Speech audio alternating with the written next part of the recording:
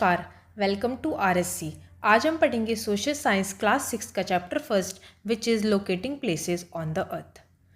इस चैप्टर में हम सीखेंगे मैप्स क्या होते हैं, डायरेक्शंस कैसे काम करती हैं और टाइम जोन्स क्या होते हैं। तो चलिए स्टार्ट करते हैं। सबसे पहले हम पढ़ेंगे map. A map is a drawing of the earth surface और a part of it on a flat surface. Map एक ड्राइंग होती है जो अर्थ की सरफेस या उसके किसी पार्ट को फ्लैट सरफेस पर दिखाता है। लेकिन क्वेश्चन आएगा, रियल दुनिया तो बहुत बड़ी होती है, मैप में असली डिस्टेंस हम दिखाते कैसे हैं? तो उसके लिए हम यूज़ करते हैं मैप कंपोनेंट्स का पहला part which is distance. Maps are smaller than the real world, so we use a scale to show the actual distance. Maps real world से काफ़ी ज़्यादा छोटे होते हैं तो हम एक स्केल का यूज़ करते हैं एक्चुअल डिस्टेंस दिखाने के लिए।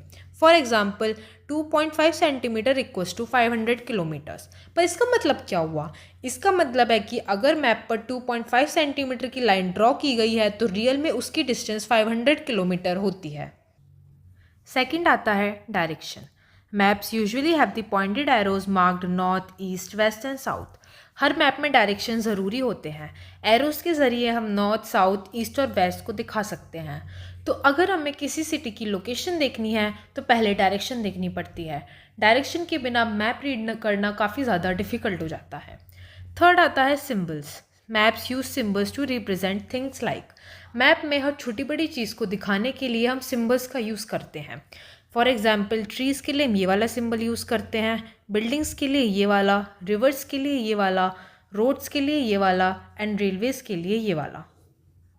तो अब आप सोचेंगे क्या हर मैप में ये सिंबल्स सेम होते हैं? तो इसका आंसर है हाँ, हर मैप में ये सिंबल्स मोस्टली सेम ही होते हैं।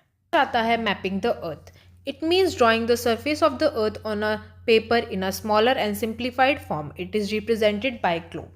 इसका मतलब जब हम पूरी अर्थ को एक सिंप्लीफाइड वे में ड्रॉ करते हैं उसे कहते हैं मैपिंग द अर्थ।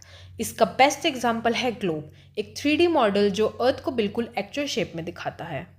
लेकिन फिर आप सोचेंगे कि ग्लोब यूज़ करें या फिर मैप, क्योंकि हमने पीछे भी देखा कि मैप भी एक ऐसी ड्राइंग होती है जो अर्थ की सरफेस को दिखाती है। तो इसका आंसर है ग्लोब सही होते हैं, बट उन्हें कैरी करना काफ़ी ज़्यादा डिफ़िकल्ट होता है।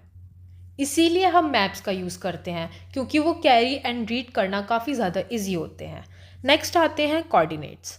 Coordinates are a set of numbers that help us to find the exact location of any place on the earth. Coordinate एक नंबर्स के सेट होते हैं जिससे हम अर्थ पर किसी भी जगह का एग्जैक्ट लोकेशन फाइंड कर सकते हैं। इसके दो पार्ट्स होते हैं, लैटिट्यूड्स एंड लॉन्गिट्यूड्स।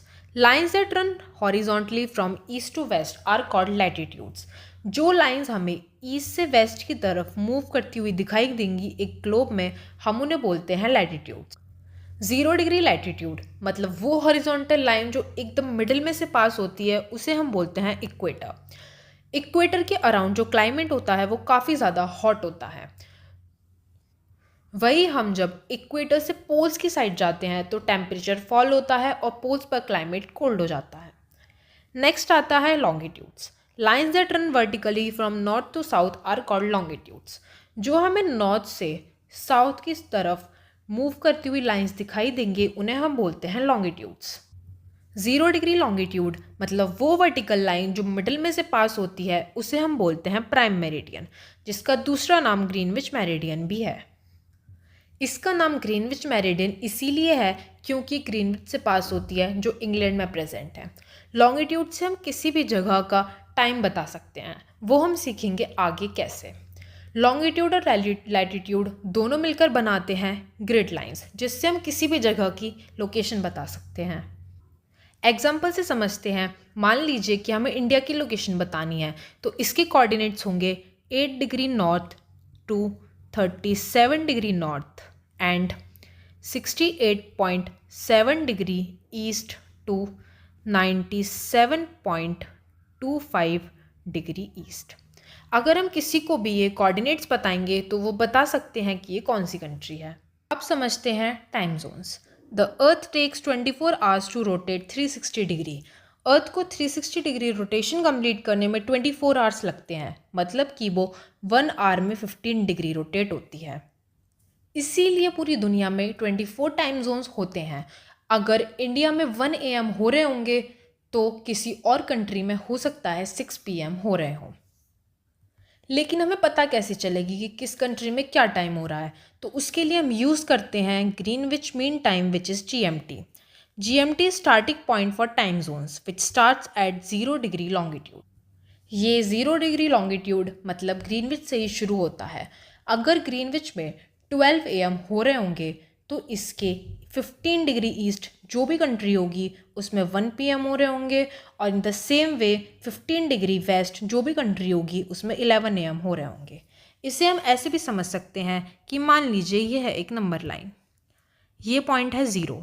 अगर हम इसके राइट साइड मूव करेंगे तो हमेशा डिजिट में +1 होगा, और लेफ़्ट साइड मूव करेंगे तो हमेशा -1 होगा। सेम वे ग्रीनविच के टाइम से अगर हम 15 डिग्री ईस्ट जाएंगे तो 1 आवर ऐड होगा, और 15 डिग्री वेस्ट जाएंगे तो 1 आवर माइनस हो जाएगा। अब आता है Indian standard time which is IST। इसका मतलब है कि इंडिया का टाइम कितने आवर्स आगे या पीछे है GMT से, तो वो है 5.5 आवर्स। मतलब कि अगर GMT में 12 AM हो रहे होंगे उसी टाइम पर इंडिया में 5:30 PM हो रहे होंगे। तो अब आप लोग सोचेंगे क्या ऐसा पॉसिबल है कि एक ही कंट्री में दूसरी जगह डिफरेंट टाइम जोन्स हों? तो इसका आंसर है हाँ। इसके लिए समझना होगा हमें ये important note. Some countries like Russia, Canada or USA are too large to have a single time zones. The USA has 6 time zones and Russia has 11, which means that traveling across Russia from east to west, you will need to readjust your watch 10 times to align with local time.